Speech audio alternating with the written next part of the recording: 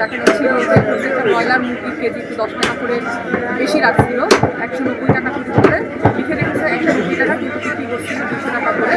এবং গরুর মাংসের যে বাজার সেখানে 780 টাকা, কোথাও কোথাও 800 টাকায় বিক্রি হচ্ছে।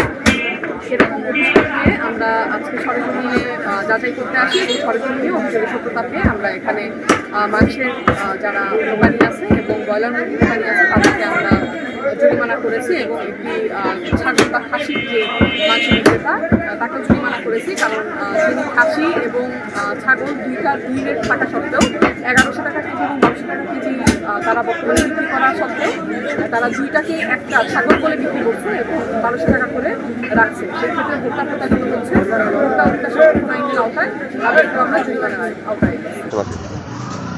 আমরা তো ঠোঙ্গাটা ইউজ করতেছি না, রাইখে দিছি। তুমি কি এটা বাসায় নিয়ে খাও? শুনেন, আমি একটা কথা বলি। তুমি বাসায় নিয়ে যাও? কত কেজি? আপনার 14.5 কেজি টিকে আর কি, সর্বনিম্ন বা 14 কেজি এরকমই থাকে। কত থাকে? গ্লিটারের টুইন লেমন ও অ্যান্টিব্যাকটেরিয়াল ফর্মুলা বাসনকে চকচকে জীবাণুমুক্ত করে আমাদের দেয় গ্লিটার গ্যারান্টি।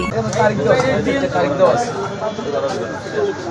কত প্রকার পাওয়া যায় দেখে বলো, মুখস্থ করো যখন আমরা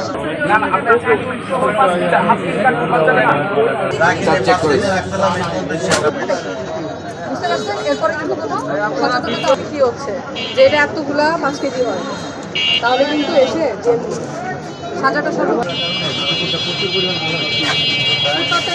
আমরা